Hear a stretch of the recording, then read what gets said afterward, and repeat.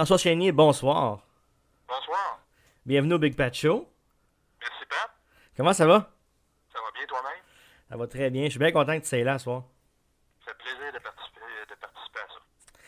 Là, on va commencer ça direct parce que je peux pas parler. Je peux pas passer à côté de Ladies Night. Tu fais partie de la distribution. C'est hot, là. Oui. Tu joues aux côtés de Luc Sonnet, Guillaume Lemaitre-Vierge, Frédéric Pierre, Marcel Leboeuf. Plein de beaux, ça, c'est plein de beau monde. Qu'est-ce que t'aimes de Ladies Night? Ladies Night, c'est le trip d'une vie parce que on a fêté notre 800e, on a joué notre 800e à la Place des Arts il y a à peu près 2 semaines. Fait que là, évidemment, c'est assez rare qu'un show de théâtre se rende jusque-là. Fait que c'est sûr que faire partie de ça, c'est une chance inouïe. T'sais. On a commencé ça il y a 14 ans. On a quand même pris 4 ans de break, là. Puis quand on a recommencé, ben c'est là que Guillaume et Frédéric Pierre se sont joints à nous. Ils ont remplacé Serge Postigo et Didier Lucien. Donc, mais depuis ce temps-là, écoute, c'est fantastique parce que on est vraiment les meilleurs chums. On se voit à l'extérieur. On a plein de fun. C'est un projet fantastique. Qu'est-ce qui t'a convaincu justement d'embarquer sur la distribution? Au départ, cette pièce-là, il y a un film qui a été fait, qui a été inspiré de cette pièce-là, qui s'appelait The Full Monty. J'avais vu ce film-là, à l'époque, c'était un film qui a 15-20 ans, là, certain. J'avais vu ce film-là, j'avais trouvé ça super drôle. C'est l'histoire de chômeurs qui ont plus une scène, puis un soir dans leur ville, les gens, les Chip and Dale ou des Go-Go Boys viennent, puis tout le monde va voir ce show-là, toutes leurs femmes vont voir ça. Fait que les gars, ils se disent, calvaire, on n'a plus une scène, on pourrait faire ça nous autres aussi. Fait que je trouvais l'idée super drôle, j'avais vu le film, j'avais bien aimé ça. Donc, c'est sûr, quand on m'a appelé pour ça, tu dis pas non, tu sais, en T'embarques. plus, à l'époque, il y avait Michel Charette dans la distribution, c'est mon meilleur chum, Michel, fait que on s'est dit, on va se payer un trip, là, tu sais. Ouais, c'est sûr. Puis, qu'est-ce qui fait que tu as le goût d'embarquer sur la scène à chaque soir? C'est vraiment l'amitié qui nous unit, parce que sinon, honnêtement, là, tu sais, on a l'air chialeux, il y a bien du monde qui veut faire ce métier-là, puis tout. Mais tu sais, des fois, il faut chercher un peu la motivation pour, après 800 fois, là, aller retourner faire la même chose, là. C'est pas toujours évident. Mais on sait que, tu sais, en 800 shows, il n'y en a pas un qui a été pareil. Il y a des nouvelles répliques qui sortent à chaque soir. Avec un gars comme Marcel Leboeuf, là, faut s'attendre à tout. Fait que c'est... On se dit, bon, qu'est-ce que Marcel va faire à ce moment? Non, c'est vraiment trippant.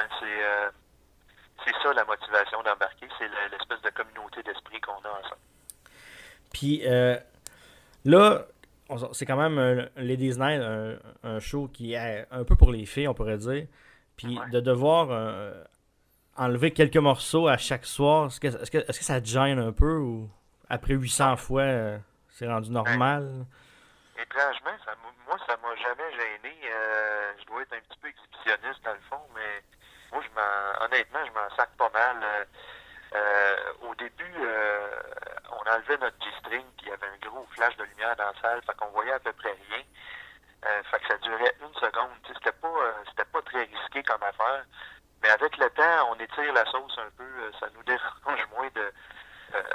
On enlève notre G-string, on nous voit un petit peu plus longtemps, puis il y a une joke à la fin. Je veux pas vendre de punch là, mais tu sais, il y a une joke à la fin qui fait que, oui, mais tu sais, c'est tellement pas long, puis c'est tellement pas, le show ne repose pas là-dessus, tu sais. Non, c'est ça.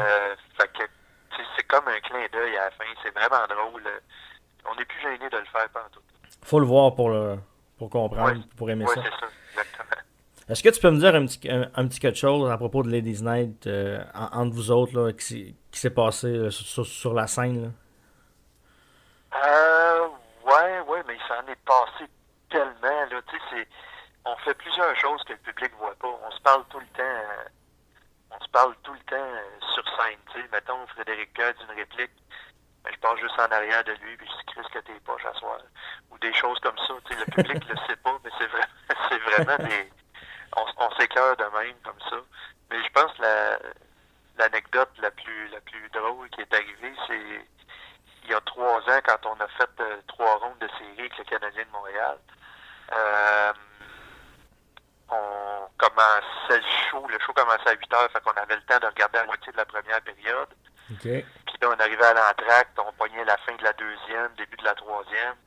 Fait que, tu sais, on regardait toujours les matchs, puis on essayait de retarder le moment de retourner sur scène parce qu'on voulait... Et un soir, Frédéric Pierre, il a mis le match sur son iPhone.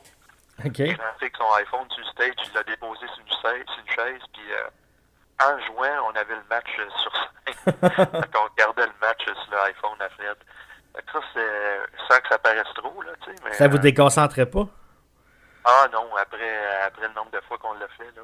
Ça déconcentrait un peu, mais quand c'est pas à toi à parler, on allait voir le score, tu sais. Ah, c'est sûr. Ouais. Autre excellent projet dont tu dois être fier d'y avoir participé, c'est l'Imposteur. Oui. Ton rôle est très important dans la série, puis il est vraiment bon. Premièrement, good job. OK, merci bien. De jouer aux côtés de Marc-André Grondin, c'est comment? Très, très, très agréable. Marc-André, c'est quelqu'un d'assez secret. Dans le milieu, il n'y a pas grand monde qui le connaît. C'est un gars qui a tourné en Europe. Fait que, tu sais, quand il revient ici, je sais pas, il y a comme une espèce d'aura de star qui habite alentour de ce gars-là, mais j'ai découvert un gars super drôle, qui n'arrête pas de déconner entre les prises. C'est un gars très secret qui n'est pas bien extravagant, mais quand tu le connais, c'est vraiment été une belle rencontre. C'est quelqu'un de super drôle, qui a beaucoup d'esprit. C'est très, très professionnel. Ben oui. Puis c'est tellement une série populaire. Il y a eu 2 saisons, puis ça a pogné au bout, là. Oui, ça a marché. Ça a marché. C'était prévu comme ça qu'il y a 2 saisons seulement. C'était juste 2, il n'y en aura pas d'autres, là. Non, parce qu'avec une intrigue comme ça, quand quelqu'un vole la personnalité de quelqu'un d'autre, là, tu sais, déjà que dans la saison 2, le monde commençait à trouver, hey boy, là, il va se faire pogner, là, tu sais. C'est clair. Fait que étirer ça sur 3 saisons, ça aurait été trop long. Je pense que 2 saisons, c'était le format parfait. Ben oui. Puis de jouer, justement, un style de télé qu'on voit pas souvent, tu dois avoir aimé ça. Ah, oui. Oui, c'est rare, tout part du texte, hein, quand tu fais de la TV, tout part du texte. Puis ces auteurs-là, c'est ceux qui écrivaient Annie et ses hommes, puis Toute la vérité, c'était des séries beaucoup plus dans le quotidien, des avocats, puis des histoires de couple. Là, sont allés complètement ailleurs. Ah oui. Puis ils ont surpris tout le monde. C'était vraiment bien écrit. Particulièrement le dernier épisode de la 2e saison. Moi, j'ai trippé bien raide. En recevant ces textes-là, on avait hâte... chaque fois que tu recevais un texte, on avait hâte de recevoir le suivant. C'était vraiment trippant à lire. On a lu ça comme un roman. Parce que tu le découvrais aussi en même temps avec tes textes? Oui, c'est ça. C'était vraiment trippant. J'ai eu bien du fun à faire ça. Ah, puis ça, je te crois, c'était vraiment bon. Ouais, merci. Prochain sujet, là, c'est un film qui, selon moi, aurait pu faire parler un peu plus. Je l'ai aimé, le monde l'a aimé parce qu'ils me l'ont demandé. Saint-Martyr les damnés. Ah oui. Oui, t'attendais sûrement pas à ça, mais oui, ça leur sorti. Puis, qu'est-ce que tu te rappelles de ce tournage-là? Ben ça, honnêtement, ça arrive une fois dans une vie, un projet comme celui-là. Tu sais, premièrement, avoir le premier rôle dans un film, un long métrage, là, c'est très très rare. Ça arrive au Québec, on est chanceux quand ça arrive, surtout que c'est toujours les mêmes. Ouais. C'est toujours les mêmes qui ont les beaux rôles au cinéma, puis tout ça. Puis c'est correct, c'est une business, on comprend ça, tu sais. Mais moi, à l'époque, tu sais, je finissais Radio Enfer. À l'époque où j'ai fait ça, puis j'ai tourné ça avec Robin Aubert, qui était dans Radio Enfer aussi. Robin, c'était le réalisateur, celui qui l'a écrit. Puis tu sais, lui, il disait, moi, je veux chénier pour ce film-là, tu sais. Puis le producteur puis le distributeur étaient, ben oui, mais Chris, pourquoi on prend pas Patrick Huard, tu sais, puis tout. Puis, ah oui? Ah ben oui, c'est comme ça. C'est une business. Quand t'es pas une vedette au Québec, il y en a 4 vedettes au Québec, là, c'est pas compliqué. Ouais. Fait qu'ils veulent toujours les mêmes. Puis Robin, il s'est battu. Il a dit, ben non, il dit, ça marche pas. Le gars, c'est un anti-héros. Je veux pas un héros. Le gars, tu sais, il meurt à la fin. C'est pas... ça marche pas pantoute avec Patrick Huard. Il dit, c'est pas ça que je veux. Puis il s'est battu, puis finalement, ben, ils ont accepté que je fasse le film, puis tout. Mais, tu sais, Robin, il a un langage cinématographique tellement particulier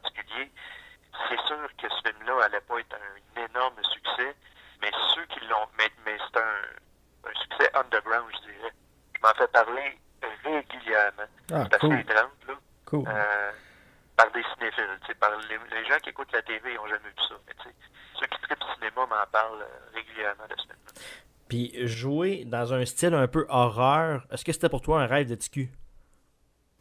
Ah oui, moi quand j'étais petit, je tripais film d'horreur bien raide. J'ai jamais eu peur. Mais j'ai toujours regardé comment c'était filmé, c'est ça qui me faisait triper. C'était pas tant les scénarios, parce que les scénarios de films d'horreur, habituellement, mon gars de 13 ans pourrait l'écrire, là. mais c'est pour ça que quand Robin arrive avec un style particulier comme celui-là, un peu film d'horreur, mais en même temps poétique un peu, puis tout ça, c'est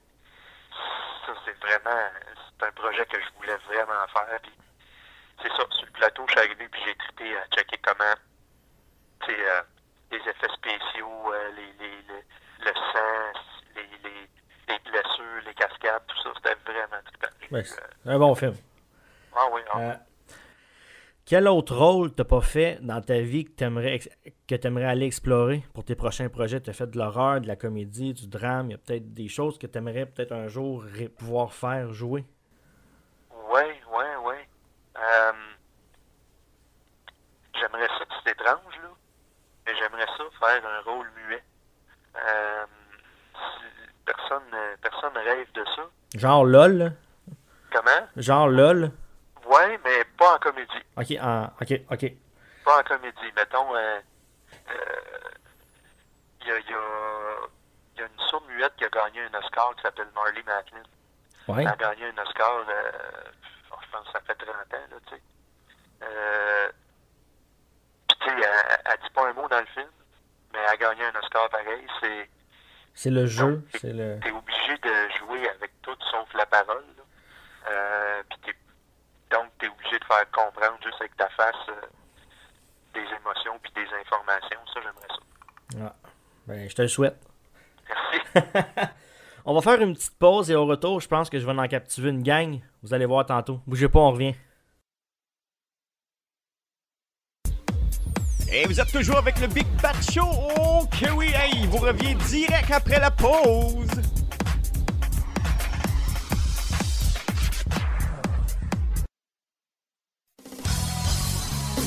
L'entreprise Ricotronic vous offre un service de réparation, vente et achat de téléviseurs, plasma, LED, LCD à prix compétitif. Il s'achète aussi les téléviseurs avec écran brisé ou défectueuse. N'oubliez pas, le recyclage préserve l'avenir. Situé au Saint-Janvier, au 14501, Curé-Labelle, local 102. Pour plus d'informations, visitez le Facebook Ricotronic Service.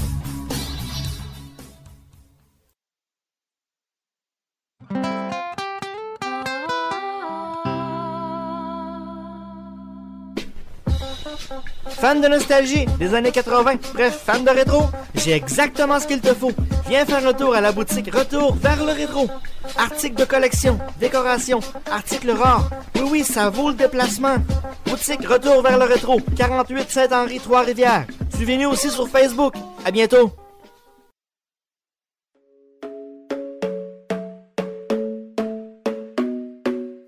Trois-Rivières et environ. La friperie Seconde Vie et compagnie est en grosse vente de fermeture.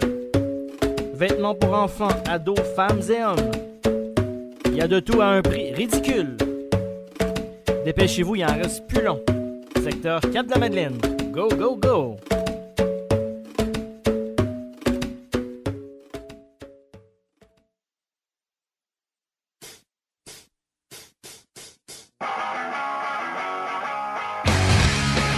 Avis à tous les amateurs d'hommage. La référence à Saint-Hyacinthe sur le bar L'Explosion. Les plus grands noms de la musique sont là dans leur version hommage. Green Day, Motley Crue, Blink-182, Iron Maiden et tout encore. Visitez la page Facebook du bar L'Explosion. On vous attend.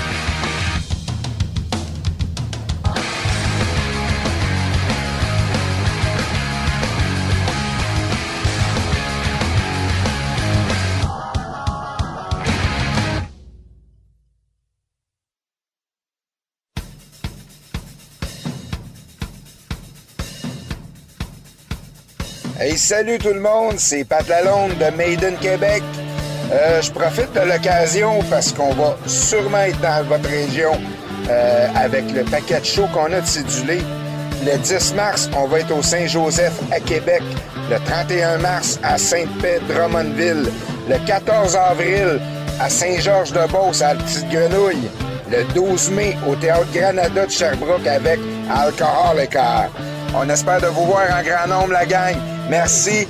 Bonne soirée aux auditeurs du Big Pat Show sur les ondes de No Limit Radio et Radio-Québec. Merci. Scream for me!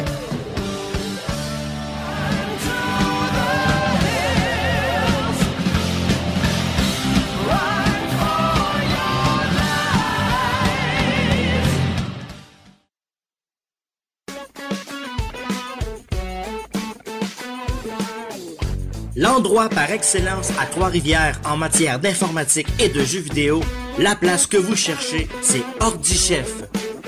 Grand vaste choix d'ordinateurs portables et de jeux vidéo de toutes sortes, une seule visite vous confirmera que vous trouverez tout ce que vous voulez, et ce à un prix très avantageux. La référence, c'est OrdiChef, 162 Saint-Laurent, local 206, Trois-Rivières. On vous attend!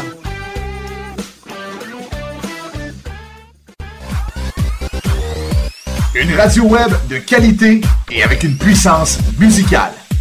Des performances DJ à couper le souffle. Des animateurs toujours prêts à te divertir. Bref, tu veux décrocher? Ben, t'es à bonne place. Viens aussi discuter avec nous sur notre chat exclusif aux auditeurs. Viens donc rire avec nous autres. En tout temps, on est là. Il manque juste toi.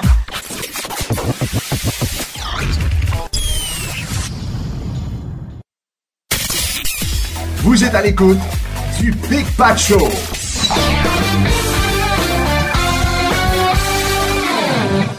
Nous sommes de retour au Big Pat Show avec l'excellent comédien François Chénier. Je pense que là, tu sais où ce que je veux en venir.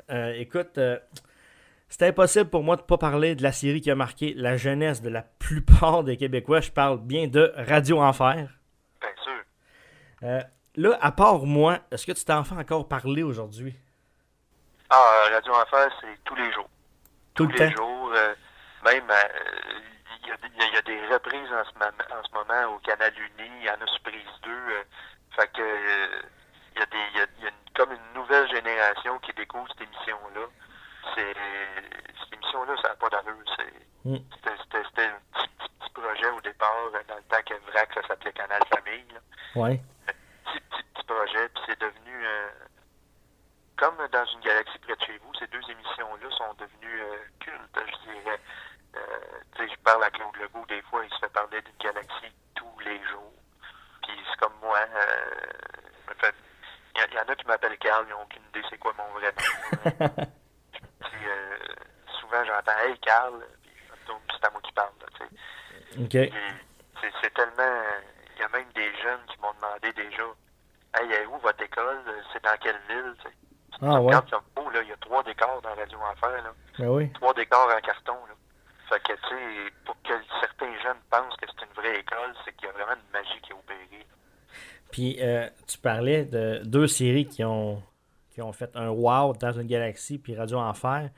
Dans une galaxie, ils ont fait des films. Vous, est-ce que ça a été quelque chose que vous avez déjà pensé ou pas? Oui, mais dans une galaxie près de chez vous, c'était Claude Legault qui l'écrivait puis qui jouait dedans. Nous, on faisait juste jouer dedans. On n'était pas les producteurs ni les créateurs de ça. Okay. Même si souvent, on improvisait, là. Mais c'est-à-dire que à un moment donné, il y a eu le projet de faire Radio Enfer 2 il y a à peu près 4-5 ans. Okay. Finalement, c'est tombé à l'eau. Mais un projet de film, non, il y a jamais, ça n'a jamais été... On aurait aimé ça.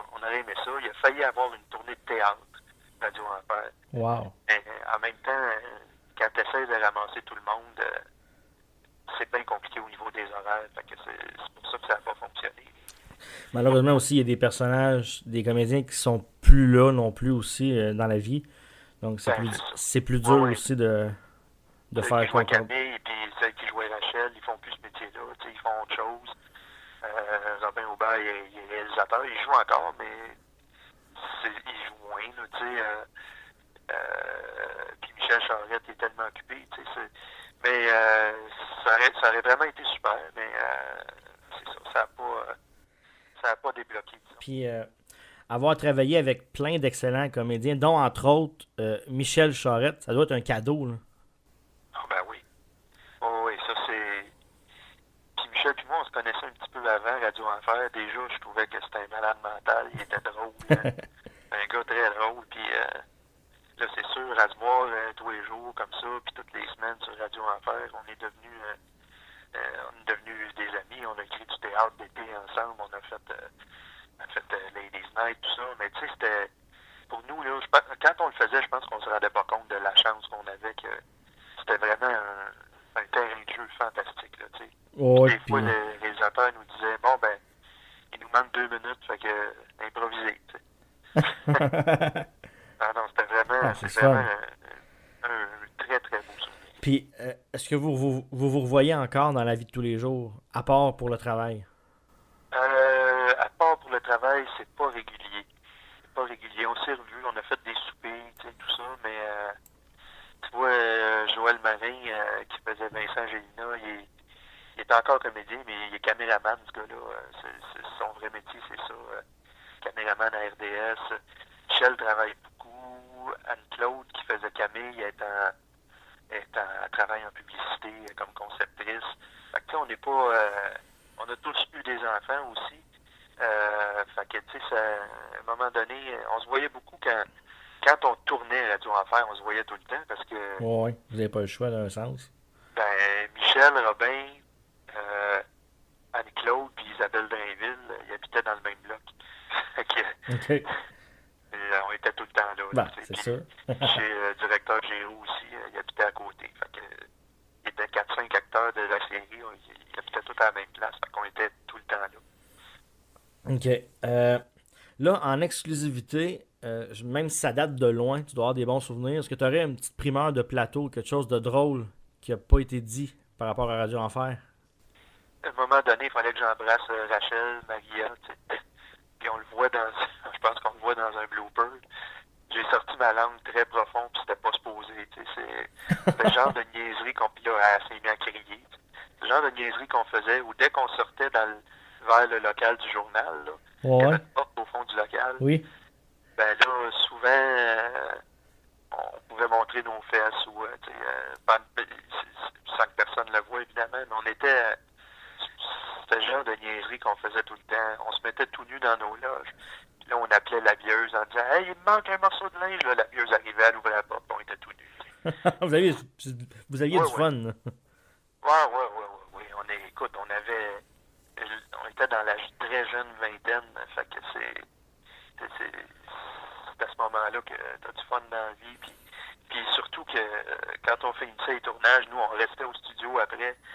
Puis tout le monde s'en allait, les techniciens, tout ça, mais nous, on restait là à boire une coupe de bière, souvent jusqu'à 1h du matin. Wow. Ah oui, c'est vraiment le plus beau contrat de ma vie, ça, sans aucun doute. Ah oui? Ah oui. Wow. Là, je vais te poser plusieurs petites questions en rafale. Est-ce que tu es prêt? Oui, shoot. OK. Ton plus beau souvenir sur Radio Enfer? Les soirées qu'on terminait, quand on finissait le tournage, puis qu'on allait chez Pierre Claveau, qui faisait le directeur Giroux, puis là, il s'installait au piano, puis là, il jouait des tunes, puis on buvait une coupe de bière, puis... Fait que c'est vraiment après les tournages. OK. Une réplique dont tu te souviens encore? Ah, écoute, je pense que je les connais toutes par cœur, les épisodes. Mes enfants, ils sont tellement... mais ma joke préférée de Radio Enfer, c'est quand on essaye de... C'est pas une joke, mais tu sais, c'est quand on essaie d'appeler Jean-Loup pour qu'il marche dans les conduits d'aération de l'école. On essaye de le lever, puis qu'on n'est pas capable. Puis pourquoi vous n'êtes pas capable? Puis on fait juste répondre, ben t'es trop gros, Jean-Loup. C'est niaiseux, là, mais tu sais, j'ai fait tellement de télé-jeunesse, autant Ramdam ou à Tatata, ces affaires-là, t'avais pas le droit de dire ça à la télé. Mais à Radio Enfer, on dirait qu'on avait le droit de tout dire. Le gros, il était gros. Il était niaiseux, on avait le droit de le dire, tu sais. Moi, donc, c'était toutes ces affaires-là. Fait que t'es trop gros, Jean-Loup, moi, c'était ma réplique. Ton plus gros fou rire, tu l'as eu avec qui? Robin Aubert. Ouais, qui faisait mon cousin Léo, là. OK. Ouais, lui, il ajoutait toujours du texte, puis des fois, quand il ajoutait du texte, il oubliait le vrai T'es gêné, lui. Pardon? T'es gêné, lui. Ouais, mais pas dans la vie. Non, ça, on le connaît pas dans la vie, nous, ici, là. Non, c'est ça. Fait que, non, dans la vie, il est pas gêné pantoute. Fait que, non, ça a été plutôt fourré. Il me disait arrête de dire des répliques à la clownesque, puis là, j'étais crampé, c'est pas dans le texte pantoute, puis il disait des affaires comme ça quand il se souvenait plus de son texte, fait que ça me faisait rire 2 fois plus. Dans Radio Enfer, il y a de la radio. Toi, faire de la radio, c'est-tu quelque chose qui te passionne? Ah oui.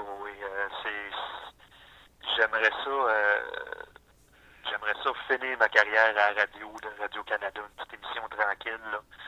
Tu prépares un peu au début de l'émission, tu fais une petite revue de l'actualité, tu reçois des invités. La radio, parler de Radio-Canada, ça m'énervait il n'y a pas si longtemps, mais depuis quelques années, j'écoute ça, puis c'est le fun, il n'y a pas de pub, il y a du bon contenu, tu sais, oui, ça, j'aimerais vraiment ça faire de la radio de ce type-là. Ben, ça avec, je te le souhaite. Oui. Là, ben, attends-toi un peu à ce que je te le demande. Pour finir, on va faire plaisir à bien du monde. On va faire revivre Carl en recréant un intro d'émission. OK. Fait que je vais te laisser... Ici, Carl, le catcheuret, petite devinette pour vous. Quelle est la plus intelligente? La blonde, la brune ou la rousse? C'est la rousse parce que c'est un dictionnaire. Hey, vous écoutez Radio Enfer.